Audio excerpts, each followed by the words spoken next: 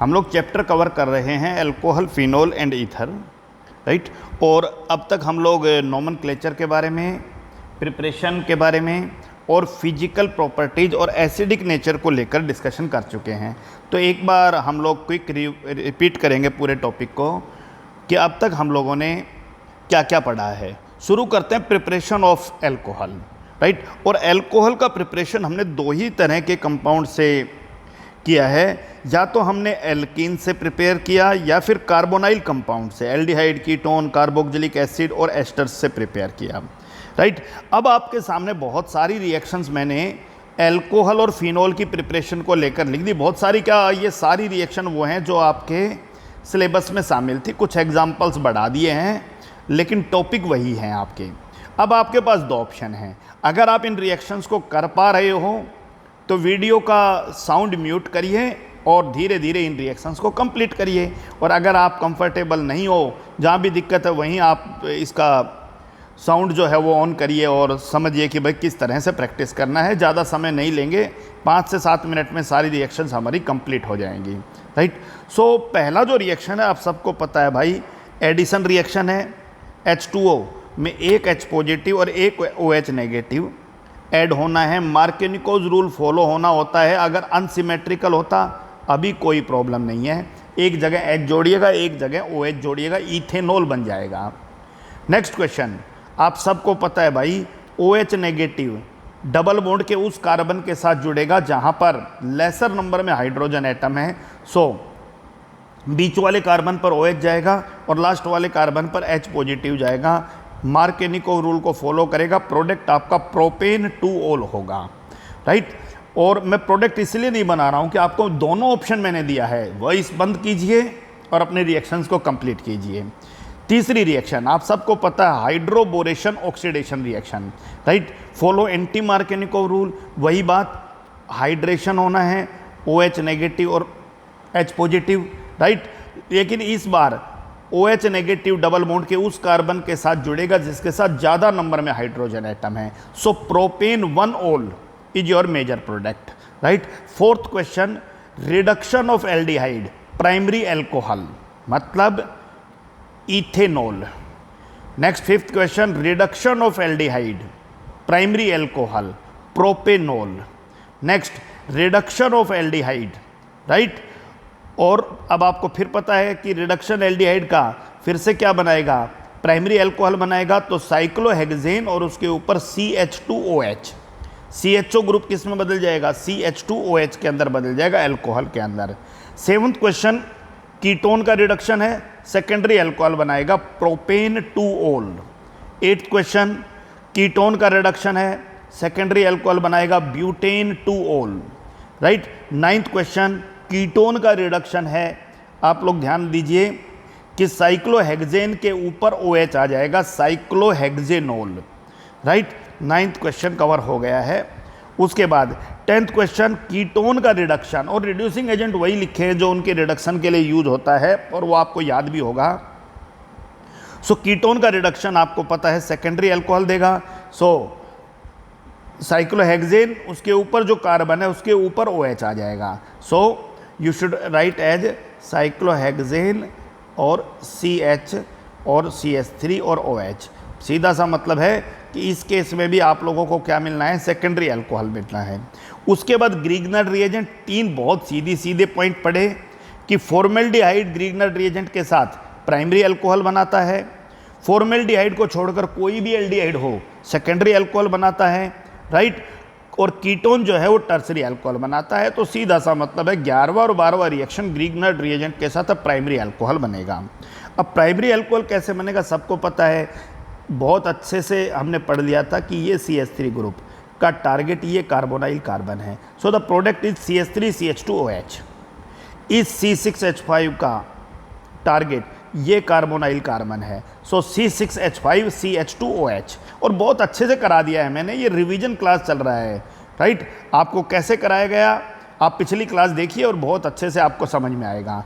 इस बार आपको पता है कि फॉर्मेल्डिहाइड को छोड़कर कोई भी एल्डिहाइड है, इसका मतलब सेकेंडरी अल्कोहल बनना है, लेकिन इस CH3 का टारगेट ये कार्बन है, कार्बोनाइल ग्रुप का कार्बन। सो CH3CH और आप क्या लिखोगे CH3CH। ओके, अब CH के साथ तो CH3 आ ही गया और CH के साथ O जुड़ा हुआ है, वो पहले MgBr में बदलेगा फिर OH में। सो ये आपका सेकेंडरी अल्कोहल क्रिएट हो गया है। नेक्स्ट, इस C2H5 का टारगेट जो ग्रिग्नार्ड रिएजेंट में है ये वाला कार्बन है। So this time CH3CH2 CHOH and C2H5, right. So pentane 3-ol is the product in question number 14, right. इस बार आपका टारगेट ये जो है ये यहाँ इस कार्बन पर जुड़ेगा, तो should clearly write as CH3CH। O जो है वो OH है और आपका इस कार्बन के ऊपर नीचे जोड़ो चाहे साइड में जोड़ो, ये आपका बेंजीन रिंग आकर जुड़ जाएगा। So this is the question number 15 for you. Question number 16, आप सबको पता है भाई ये वाला ग्रुप इस कार्बन पर जुड़ेगा। सो बेंजीन है, CH है, उस CH वाला O जो है वो OH में बदल जाएगा और ये साइक्लोहेक्सेन यहाँ आकर जुड़ जाएगा। So this is another product. Okay, और एल्डिहाइड से बना रहे हैं तो सेकेंडरी अल्कोहल ही बना है। This is question number 16। 17 में कहानी शुरू हो गया, किससे लेकर, कीटोन से लेकर। ओके, अब कीटोन का रिडक्शन आपको पता टर्सरी अल्कोहल है, लेकिन मामला वही है भाई, इस CH3 का टारगेट ये वाला कार्बन है। So the product is CH3C, जो O है वो OH में बदलेगा और CH3, ये सीन तो था ही, और इस कार्बोनाइल कार्बन पर CH3 आके जुड़ गया टर्सरी अल्कोहल। इस C2H5 का टारगेट ये कार्बोनाइल कार्बन है। So what is your product here, CH3CH2 C और OH, कहने का दिक्कत ही नहीं है, CH3 और ये C2H5 यहाँ आके जुड़ गया। सो अगले केस में ये जो CH3 है इसका टारगेट ये वाला कार्बोनाइल कार्बन है, ये वाला कार्बोनाइल कार्बन, यानी कार्बोनाइल ग्रुप का कार्बन। सो ये वाला सीन था ही था। कीटोन आप सबको पता है कि सेकेंडरी अल्कोहल बनाएगा OH, और इस कार्बन के ऊपर आपका क्या आके जुड़ गया, CH3 आके जुड़ गया। अगले केस के अंदर भाई आप सबको पता है कि इस बेंजीन ग्रुप का C6H5, राइट, बेंजीन नहीं कहेंगे, C6H5 का टारगेट ये वाला कार्बोनाइल ग्रुप का कार्बन है। So your product is okay hair OH, और यहाँ पर आपको क्या जोड़ना है भाई, बेंजीन ग्रुप जोड़ना है। तो मेरे ख्याल से आप लोगों को अच्छा सा प्रैक्टिस हो गया होगा। अगले क्वेश्चन में आप सबसे, सो मैं ये चीज़ें मिटा भी देता हूँ और आप अपना प्रैक्टिस करिएगा, राइट। आप कर लीजिएगा कि सर ठीक है, हिंट हमें मिल गया है और इनका हम प्रैक्टिस अब कर सकते हैं। प्रोडक्ट मैंने मिटा दिया है, तो आप एक बार चीज़ को स्टॉप करिए और क्वेश्चन को सॉल्व करिए। अगला क्वेश्चन, आप सबको इस बार ग्रिग्नार्ड रिएजेंट का फॉर्मूला पता करना है। तो अभी दूसरा प्रोडक्ट नहीं दिया तो फिर हम MgBr, MgCl, MgX कुछ भी लिख सकते थे। मान लीजिए यहाँ पर MgOHBr दे देता, MgOHBr, तो आपको पता है ग्रिग्नार्ड रिएजेंट में Br लेना ही लेना पड़ेगा आपको फिर, ठीक है। चलिए, अब मामला आता है कि सबको पता है कि ये जो CHO ग्रुप है यही CH2OH में बदला है। इसका मतलब ये ग्रुप ग्रिग्नार्ड रिएजेंट में रहा होगा। So Grignard reagent is CH3, Mg और Br। चलिए, ये CHO ग्रुप आप सबको पता है CH2OH में बदला है, तो इसका मतलब ग्रिग्नार्ड रिएजेंट आपका क्या रहा होगा इस केस में, बेंजीन, CH2, Mg और Br। This is your Grignard reagent.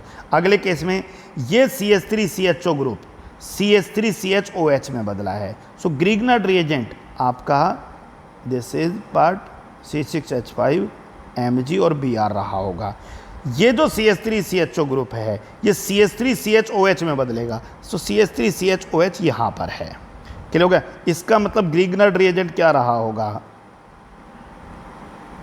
CH2 Mg और Br। बहुत आसान से क्वेश्चन है, आप लोग सॉल्व करते जाइए। फिर से मैं सभी के आंसर को मिटा रहा हूँ ताकि आप लोग अच्छे से एक बार दोबारा से कवर कर लें, राइट। चलिए, नेक्स्ट क्वेश्चन के अंदर सबको पता है भाई ये CH3COCH3 ये बना है CH3CHOH में, सॉरी CH3COH में। इसका मतलब ये जो बच गया ये ग्रिग्नार्ड रिएजेंट से आया है, तो ग्रिग्नार्ड रिएजेंट इस केस में क्या रहा होगा, साइक्लोहेक्सेन है और ऊपर Mg और Br है, ये ध्यान रखना है। ओके, अगले क्वेश्चन के अंदर क्या पूछा है भाई, इस बार आपसे पूछा है कि भाई ये एल्डिहाइड रहा होगा या कीटोन रहा होगा और उसका फॉर्मूला क्या होगा। अब ध्यान से देखिए, सेकेंडरी अल्कोहल बना है, बात कंफर्म हो गया, एल्डिहाइड है। C2H5 ये है, ये C2H5 यहाँ आया, तो सीधा सा मतलब आपको एल्डिहाइड बनाना है, CH3 CH2 और CHO। सेकेंडरी अल्कोहल ग्रिग्नर्ड रिएजेंट के साथ, समझ में आया नहीं आया, यानी एल्डिहाइड ग्रिग्नर्ड रिएजेंट के साथ ही सेकेंडरी अल्कोहल बनाता है। तो आपको यहाँ से भी अंदाज़ा आ गया होगा, तो ये भी मैं यहाँ से हटा देता हूँ। Okay, so the next question is, आपको कंप्लीट करना है रिएक्शन और इसमें कुछ बताने की ज़रूरत नहीं है। क्लोरोबेंजीन से फिनोल कैसे बनाओगे, डाईएजोनियम से फिनोल कैसे बनाओगे, बेंजीन से फिनोल, इसने शर्त लगा दी कि ओलियम को यूज करके ही बनाना है, और क्यूमीन से फिनोल कैसे बनाओगे, 30th question. Okay, next topic हमने बेटा फिजिकल प्रॉपर्टी को लेकर बात किया, राइट। और फिजिकल प्रॉपर्टी में बॉइलिंग पॉइंट और सोल्यूबिलिटी इन वाटर को लेकर बात किया। सबसे पहले अगर आप लोग बॉइलिंग पॉइंट के ऊपर बात करते हो तो हमारी पूरी कहानी चलेगी कि पोलर है, हाइड्रोजन बॉन्डिंग, डाइपोल मोमेंट ज़्यादा है। पहला नॉन पोलर है, dispersion force, right. Polar dipole, dipole interaction, polar hydrogen bonding वाले का बॉइलिंग पॉइंट ज़्यादा होगा, राइट। दोनों में ही हाइड्रोजन बॉन्डिंग है, लेकिन OH ज़्यादा पोलर है तो हाइड्रोजन बॉन्डिंग ज़्यादा स्ट्रॉन्ग है, बॉइलिंग पॉइंट ज़्यादा होगा, राइट। दूसरा CH3OH, ये भी पोलर है और ये भी पोलर है, राइट, सेम ही पोलर है, लेकिन बाद वाले में कार्बन ज़्यादा है। अब कार्बन ज़्यादा है तो डिस्पर्जन फोर्स ज़्यादा होगा, बॉइलिंग पॉइंट ज़्यादा होगा। दोनों ही सेम पोलर हैं, लेकिन बाद वाले में कार्बन ज़्यादा है तो डिस्पर्जन फोर्स ज़्यादा है, बॉइलिंग पॉइंट ज़्यादा होगा। 6 क्वेश्चन के अंदर अगर आप देखो तो पोलैरिटी भी सेम है और कार्बन भी सेम है, लेकिन बाद वाला लीनियर है, लीनियर का सरफेस एरिया ज़्यादा होता है तो बॉइलिंग पॉइंट भी ज़्यादा होगा। 7th क्वेश्चन के अंदर भाई लास्ट वाला लीनियर है, सरफेस एरिया ज़्यादा है, क्योंकि तीनों में ही OH है, तीनों में ही कार्बन सेम है। और आप सबको कहानी बता दी थी, याद क्या रखना था, boiling point is equal to polarity into PCB, number of carbon upon branching, यानी जितना ब्रांचिंग बढ़ेगा उतना बॉइलिंग पॉइंट घटेगा। So this is the trend कि पहले का सबसे ज़्यादा ब्रांचिंग है तो बॉइलिंग पॉइंट सबसे कम पहले का, फिर दूसरे का, फिर तीसरे का। सोल्यूबिलिटी इन वाटर के ऊपर बात किया हमने, और वो हमने बात किया polarity into branching upon carbon. इसका मतलब जितनी ब्रांचिंग बढ़ती है उतना ही हाइड्रोफोबिक पार्ट का सरफेस एरिया घटता है। तो फिर से एक बार क्वेश्चन पे बात कर लेते हैं कि सोल्यूबिलिटी इन वाटर, डेफिनेटली पहले केस में जो एल्केन है वो पोलर नहीं है, वो नॉन पोलर है, पानी में नहीं घुलेगा, जो ज़्यादा पोलर वो पानी में घुलेगा, राइट। सेकंड केस में CH3OH ज़्यादा पोलर है, पानी में जल्दी घुलेगा। तीसरे केस में OH ज़्यादा पोलर है, पानी में जल्दी घुलेगा। चौथे केस में पोलर सेम है। अब जिसमें कार्बन कम है ना, उसमें हाइड्रोफोबिक पार्ट कम है, और हाइड्रोफोबिक पार्ट कम है तो पानी में ज़्यादा घुलेगा, राइट। इसका मतलब अब कार्बन कम को फेवर कर रहा है। अगले केस में पोलर सेम है, जिसमें कार्बन कम है वो ज़्यादा घुलेगा। आप ध्यान से देखते जाइए, सोल्यूबिलिटी कार्बन के अपोजिट है, कार्बन कम सोल्यूबिलिटी ज़्यादा। 6th केस के अंदर OH आपका सेम है, कार्बन भी सेम है, तो जहाँ ब्रांचिंग ज़्यादा है वो ज़्यादा डिजोल्व होगा, क्योंकि हाइड्रोफोबिक पार्ट का सरफेस एरिया कम है। 7th क्वेश्चन में कार्बन भी सेम है, OH भी सेम है, पोलैरिटी सेम, कार्बन सेम। अब आप देखिए, ब्रांचिंग जहाँ ज़्यादा वहाँ सोल्यूबिलिटी भी ज़्यादा होगी, क्योंकि हाइड्रोफोबिक पार्ट का सरफेस एरिया ज़्यादा होगा। So that's the question for you.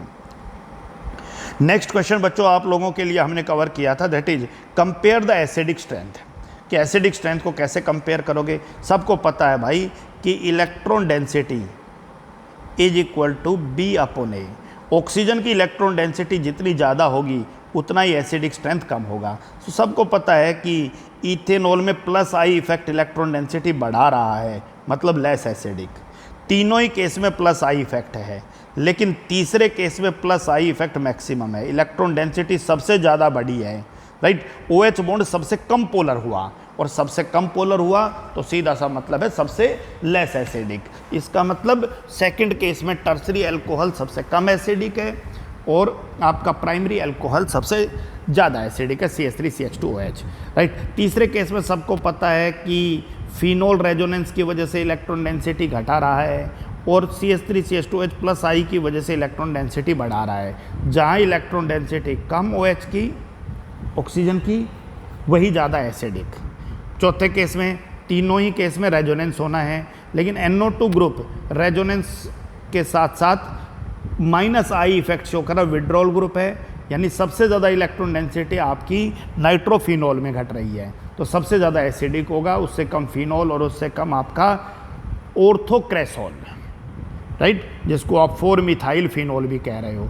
और पांचवें में पहले केस में 3 विड्रॉल हैं, दूसरे में 2 विड्रॉल हैं, लास्ट वाले में 1 विड्रॉल। जहाँ जितना ज़्यादा विड्रॉल होगा वहीं ऑक्सीजन की इलेक्ट्रॉन डेंसिटी कम होगी। So first one is 2,4,6 try nitrophenol, most acidic among these 3, right.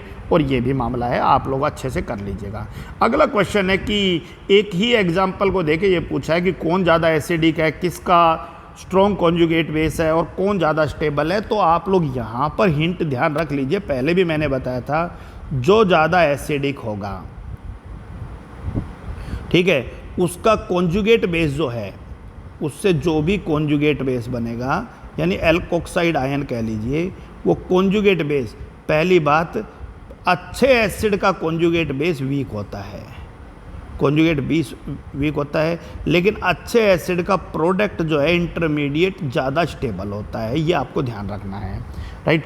अब मामला आता है, सबको पता है इथेनॉल और वाटर में, वाटर ज़्यादा एसिडिक है, तो वाटर ज़्यादा एसिडिक है तो इसका मतलब भाई, राइट, आप ध्यान दीजिएगा भाई, जो ज़्यादा एसिड है उसका कॉन्जुगेट बेस वीक रहा होगा, तो ज़्यादा एसिडिक मतलब कॉन्जुगेट बेस वीक है। क्लियर हो गया? एसिडिक ज़्यादा है तो उसका कॉन्जुगेट बेस वीक है, लेकिन उसका हाइड्रोक्साइड आयन ज़्यादा स्टेबल है। आप ध्यान रखिएगा, जो ज़्यादा एसिड है उसका कॉन्जुगेट बेस वीक होगा, लेकिन वो ज़्यादा स्टेबल होगा, ये पॉइंट ध्यान रखना है। और स्टेबल करने का काम इंडक्टिव इफेक्ट से समझ में आ रहा है भाई, कि +I इफेक्ट ऑक्सीजन की इलेक्ट्रॉन डेंसिटी बढ़ा रहा है, नेगेटिव चार्ज की इंटेंसिटी बढ़ रहा है, तो मतलब स्टेबिलिटी घट रही है, तो आपको ये देखना था। फिर से एक क्वेश्चन पूछा फिनॉल इथेनॉल को लेकर। अब सबको पता है भाई, ज़्यादा एसिडिक फिनॉल है, ज़्यादा एसिडिक फिनॉल है तो इसका जो फिनॉक्साइड आयन है वो ज़्यादा स्टेबल रहा होगा, राइट। लेकिन इसका जो फिनॉक्साइड आयन है वो वीक बेस रहा होगा, उसका कॉन्जुगेट बेस। क्लियर हो गया कि नहीं हो गया? यानी स्ट्रॉन्ग एसिड का कॉन्जुगेट बेस वीक होता है लेकिन ज़्यादा स्टेबल होता है। यहाँ तक की कहानी आप लोगों को पढ़ी, लेकिन आप समझिए ज़्यादा समय नहीं लगा होगा, 20-25 मिनट लगे होंगे, लेकिन हम लोगों ने अब तक जो पढ़ा था उसको रिपीट किया है। सब स्टूडेंट्स को ये बात आनी चाहिए। अब मामला आता है कि हम लोग कल की क्लास में क्या पढ़ेंगे, यानी आज का पीरियड जो है लेक्चर, उसको अब 0 लेक्चर मान के चलिए, राइट। लेकिन आज जो पढ़ोगे ना भाई, वो ही कल की क्लास में आप लोगों को पढ़ना है, ये ध्यान रखना, right. So the topic is chemical properties of alcohol, alcohol की केमिकल प्रॉपर्टीज, राइट। चलिए हम लोग शुरू करते हैं केमिकल प्रॉपर्टीज कि कहाँ से स्टडी करना है। Wait for a minute, okay.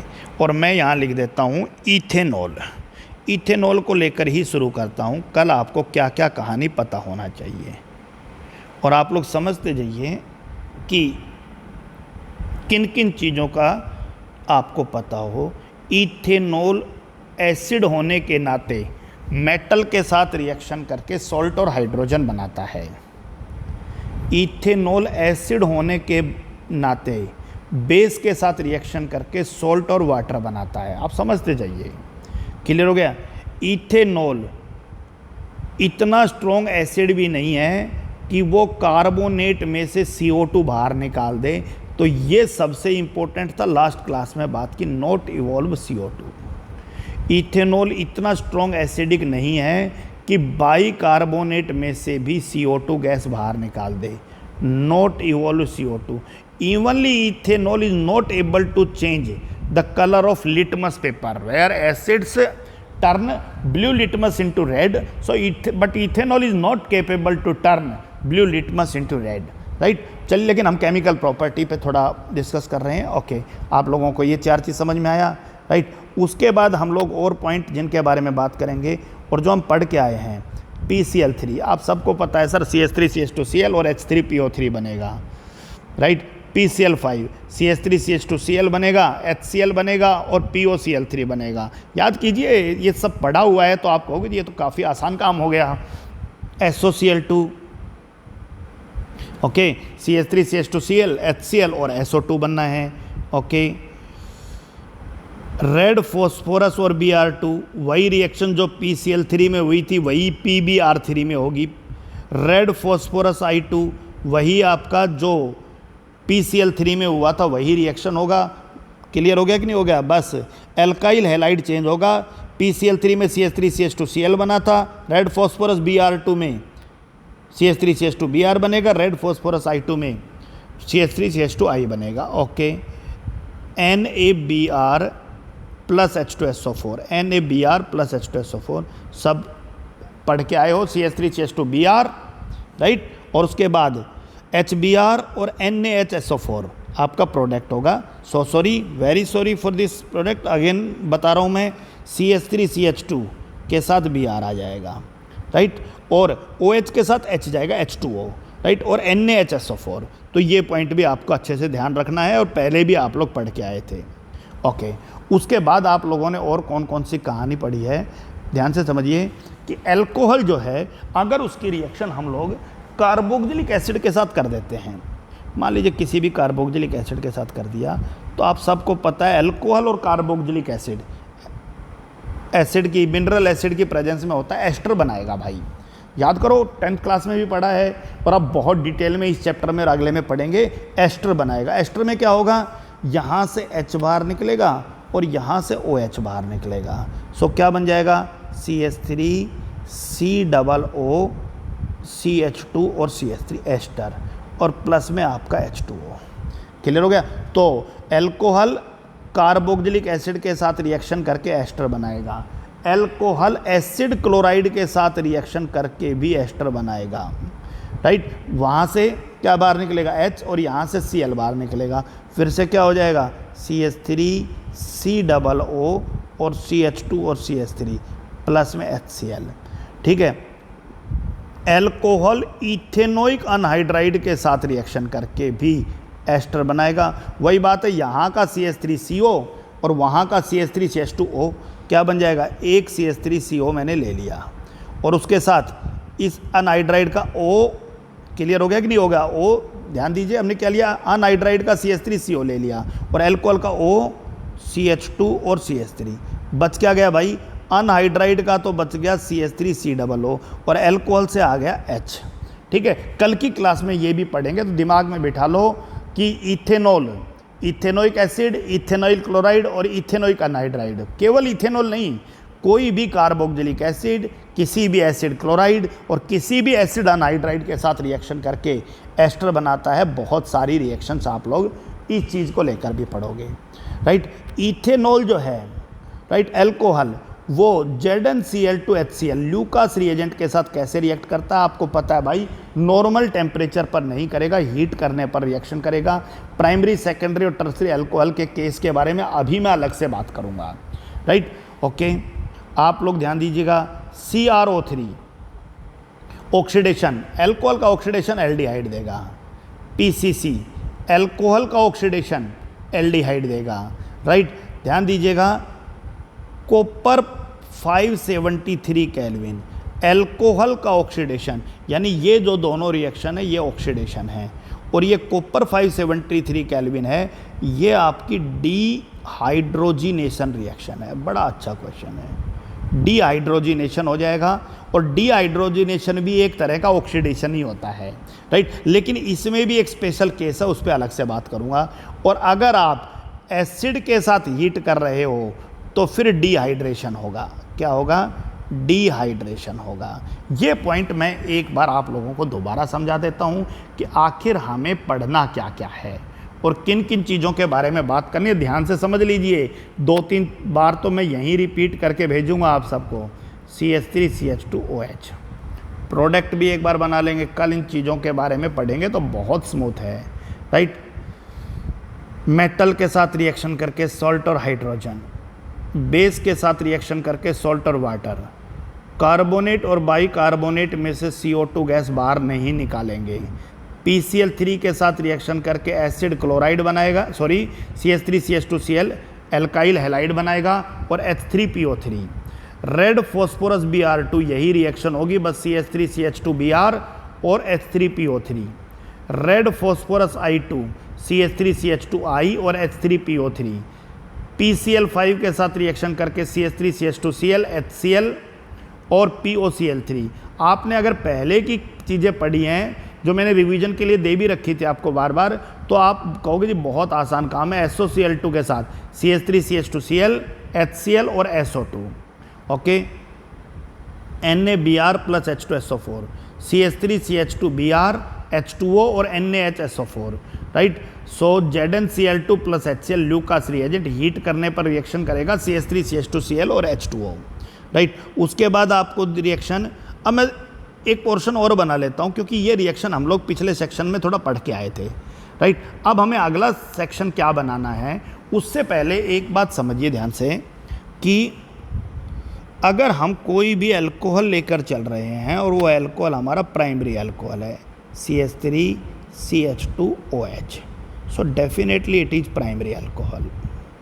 CH3CHOH और CH3 सेकेंडरी अल्कोहल, और CH3COH CH3 और CH3।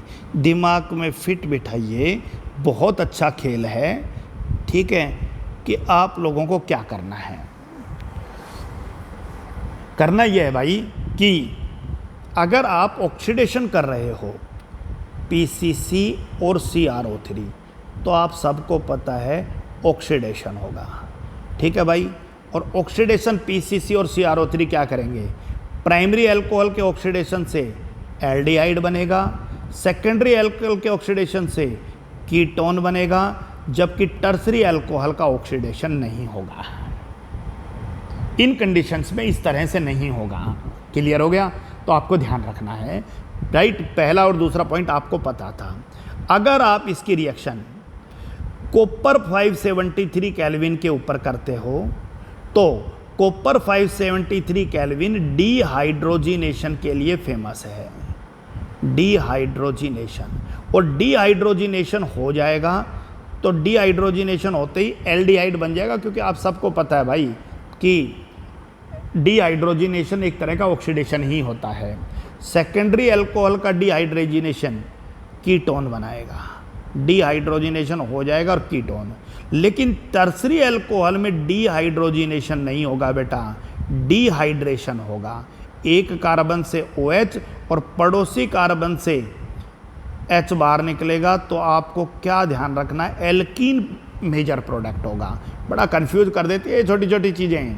और लास्ट, अगर आप इसको एसिड के साथ हीट करते हो, अब एसिड अलग अलग यूज करेंगे, सबको पता टर्सरी अल्कोहल सबसे ज़्यादा रिएक्टिव है तो सबसे वीक एसिड यूज करेंगे। एसिड के साथ हीट करोगे, डिहाइड्रेशन होना है भाई। एसिड के साथ अगर हीट करोगे डिहाइड्रेशन, डिहाइड्रेशन का मतलब यहाँ भी एल्कीन बनेगा, एसिड के साथ हीट करोगे यहाँ भी एल्कीन बनेगा, और एसिड के साथ हीट करोगे यहाँ भी एल्कीन बनेगा। यहाँ एल्कीन में एक स्पेशल केस और आएगा, उसके बारे में मैं अलग से बात करूँगा। अब क्लियर हो गया? चलिए पूरी कहानी को दोबारा से एक बार फिर समझ लेते हैं। CH3 और CH2OH. So I mentioned here not only particular CH3 CH2OH, I write here alcohol. Okay, और अल्कोहल की रिएक्शन अगर आप CH3COOH के साथ करते हो H पॉजिटिव की प्रेजेंस में, राइट, CH3COCl के साथ करते हो, RCOCl के साथ कर रहे हो भाई, पायरिडीन की प्रेजेंस में होगी, या फिर आप लोग इथेनोइक अनहाइड्राइड के साथ कर रहे हो, ये भी एसिड के प्रेजेंस में होगी। आप सबको पता है अल्कोहल का जो OH है वो H हटेगा और उस H के साथ क्या जुड़ जाएगा भाई, H की जगह COCH3 एस्टर बन जाएगा। H हटेगा, क्या जुड़ जाएगा, COCH3 एस्टर बन जाएगा। H हटेगा, उसकी जगह क्या बन जाएगा, COCH3। So I mention this reaction as H हटकर COCH3 आ जाएगा एस्टर, H हटकर COCH3 आ जाएगा एस्टर, H हटकर COCH3 आ जाएगा, एक COCH3 एस्टर बन जाएगा। ओके, उसके बाद आप सबको पता है अगर CrO3 और PCC ले लेते हो तो तो यहाँ पर ये रिएक्शन किसका इशारा करती है? ऑक्सीडेशन। और यहाँ पर आपको बता दिया कि प्राइमरी अल्कोहल का ऑक्सीडेशन हो जाएगा और एल्डिहाइड बनेगा, सेकेंडरी अल्कोहल का ऑक्सीडेशन हो जाएगा और कीटोन बनेगा, और टर्सरी अल्कोहल का बच्चों ऑक्सीडेशन नहीं होगा। बात ख़त्म करिए। चलिए अगली कहानी CrO3 PCC के बाद copper 573 kelvin, copper 573 kelvin, right. आप ध्यान रखिए कॉपर 573 केल्विन डिहाइड्रोजिनेशन के लिए फेमस है, डिहाइड्रोजिनेशन। तो प्राइमरी अल्कोहल का डिहाइड्रोजिनेशन होगा, डिहाइड्रोजिनेशन। और मैं डिहाइड्रोजिनेशन पूरा शब्द ना लिख के और H2 लिख देता हूँ, बाहर निकलेगा और एल्डिहाइड बन जाएगा। सेकेंडरी अल्कोहल का भी डिहाइड्रोजिनेशन होगा और आपका कीटोन बन जाएगा। लेकिन टर्सरी अल्कोहल के केस में डिहाइड्रोजिनेशन नहीं होगा, वहाँ पर क्या बनना है भाई? डिहाइड्रेशन होना है, और डिहाइड्रेशन जहाँ से ही होगा वहाँ पर क्या बनना है? आपका एल्कीन बन जाएगा।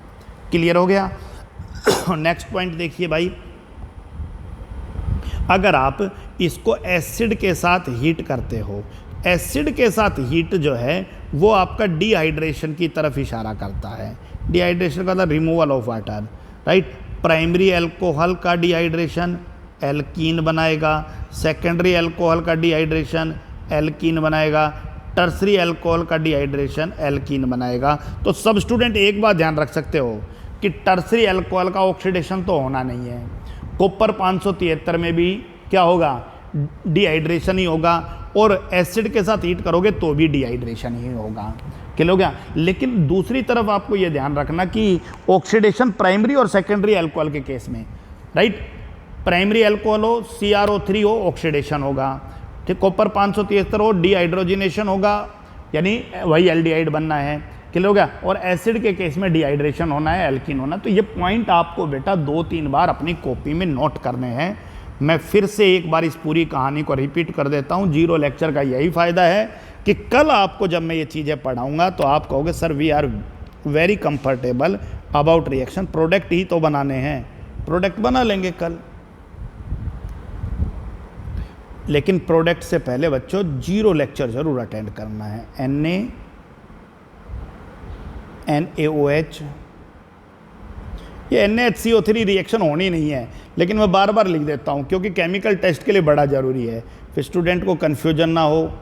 PCl3, PCl5, SOCl2, इस टॉपिक में 3 ही दे रखी थी, ठीक है। ZnCl2 और HCl लूकास रिएजेंट, राइट। उसके बाद CH3COOH एसिड की प्रेजेंस में, ठीक है। CH3CO होल ट्वाइस और O एसिड की प्रेजेंस में, ठीक है। CH3COCl पायरेडीन की प्रेजेंस में, ओके। इसी तरीके से आप लोग अल्कोहल की रिएक्शन CrO3 के साथ करो, PCC के साथ करो, कॉपर 573 केल्विन के साथ करो, और 2 रिएक्शन मैंने जो बताई थी वो ध्यान रखना, क्योंकि अब मैं केवल प्राइमरी अल्कोहल लेके चला हूँ। कंसनट्रेटेड H2SO4 443 केल्विन और कंसनट्रेटेड H2SO4 ही 413 केल्विन। ओके, चलिए समझते हैं। पहले केस में एसिड और मेटल की रिएक्शन है, हमें रिएक्शन याद नहीं करनी है भाई, सबको पता है एसिड और मेटल, साल्ट और hydrogen, acid plus base salt और वाटर बनेगा, नोट इवोल्व CO2, ठीक है भाई। सबको पता है एल्काइल हैलाइड बनेगा और H3PO3 आपका प्रोडक्ट है। एल्काइल हैलाइड बनेगा, HCl बनेगा और POCl3 पढ़ के आए हो। एल्काइल हैलाइड बनेगा, HCl बनेगा और SO2 बनेगा, राइट। लूकास रिएजेंट के साथ हीट करने पर रिएक्शन होगी, एल्काइल हैलाइड बनेगा प्लस H2O बनेगा। कार्बोक्सिलिक एसिड के केस में एस्टर, यहाँ से H निकलेगा और यहाँ से OH निकलेगा, एस्टर प्लस वाटर बनेगा, right. Carboxylic acid next case में फिर से एस्टर बनेगा, वहाँ से H और यहाँ से क्या हो जाएगा भाई, ये समझ लो कि ये वाला जो ग्रुप है CH3CH2O इसके साथ COCH3 ग्रुप जुड़ जाएगा। अगले केस में भी CH3CH2O के साथ COCH3 ग्रुप जुड़ जाएगा। नेक्स्ट में भी CH3CH2O के साथ COCH3 एस्टर बनेगा तीनों ही केस में। प्राइमरी अल्कोहल का ऑक्सीडेशन आप सबको पता है एल्डिहाइड देगा, प्राइमरी अल्कोहल का ऑक्सीडेशन एल्डिहाइड देगा, कॉपर 573 डिहाइड्रोजिनेशन करके भी एल्डिहाइड देगा। अगर आपने इथेनॉल की रिएक्शन H पॉजिटिव के साथ हीट की तो आप कहोगे जी एल्कीन बनेगा, डिहाइड्रेशन होगा। एल्कीन कैसे बनेगा? यहाँ से OH बाहर निकलेगा और यहाँ से H, मतलब CH2 डबल बॉन्ड CH2। कल की क्लास में मैकेनिज्म कराऊंगा इसका। नेक्स्ट केस, अगर यही रिएक्शन CH3CH2OH के साथ हो लेकिन बच्चों 413 केल्विन पर हो तो एक मॉलिक्यूल नहीं 2 मॉलिक्यूल में डिहाइड्रेशन होगा। और ध्यान दीजिए 2 मॉलिक्यूल में डिहाइड्रेशन होते ही H और O, H2O बाहर निकल गया और आपका जो प्रोडक्ट है वो एल्कीन ना बन के क्या बन गया? एस्टर बन जाए, सॉरी ईथर बन जाएगा भाई। क्या बन जाएगा? ईथर। ये पॉइंट आपको अगली क्लास के लिए ध्यान रखना है। तो मेरे ख्याल से बहुत सरल सा मामला था। एक बार मैं दोबारा से प्राइमरी, टर्सरी और अल्कोहल की कहानी को रिपीट कर रहा हूँ, 2-3 बार तुम्हारे लिए रिपीट कर रहा हूँ, तो आप समझ लो कि सर अगली क्लास हमारे लिए बड़ी स्मूथ रहने वाली है, राइट। तो एक क्लास में हम लोग केमिकल प्रॉपर्टीज ऑफ अल्कोहल कर लेंगे, एक में फिनॉल कर लेंगे, ठीक है, ओके। और चैप्टर तुम्हें पता है इसके साथ ही अल्कोहल ख़त्म हो जाएगा। कितना आसान सा काम था। उसके बाद 2-3 क्लास ईथर हैं और चैप्टर ये भी कंप्लीट हो जाएगा। आप समझिए ऑर्गेनिक केमिस्ट्री में मार्क्स नहीं कटता है। अगर कोई स्टूडेंट बोर्ड में 99 नंबर ले रहा है ना तो उससे कभी भी पूछ लेना 1 नंबर और सेकंड बुक से नहीं कटेगा। ये इतना इजी है, बस एक बार मेहनत कर लो, ठीक है बेटा। चलिए हम लोग लेके चल रहे हैं हमारा प्राइमरी अल्कोहल, सेकेंडरी अल्कोहल और टर्सरी अल्कोहल। और थोड़ा प्रॉपरली लिख लेते हैं, प्राइमरी अल्कोहल है, सेकेंडरी अल्कोहल है और टर्सरी अल्कोहल है। रिएक्शन हम कल की क्लास में करेंगे। आपको क्या क्या ध्यान रखना है? पहली चीज़ ZnCl2 प्लस HCl, जिसे ल्यूकास रिएजेंट कहा था, आप सबको पता है भाई, इमीडिएटली टर्बिडिटी आएगा टर्सरी के केस में, ठीक है। टर्बिडिटी आफ्टर सम टाइम, थोड़ी देर बाद, और no turbidity at room temperature primary के केस में। No turbidity at room temperature आपको ध्यान रखना था, ओके। अगला केस CrO3 और PCC।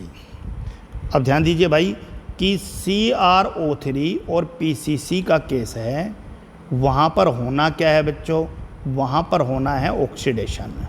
तो प्राइमरी अल्कोहल का ऑक्सीडेशन होगा और एल्डिहाइड बनेगा, सेकेंडरी अल्कोहल का ऑक्सीडेशन होगा, कीटोन बनेगा, टर्सरी अल्कोहल का ऑक्सीडेशन नहीं होना है, राइट। उसके बाद हमने पढ़ा भाई कॉपर 573 केल्विन, राइट। आप सबको पता है यहाँ पर डिहाइड्रोजिनेशन होना है -H2, राइट।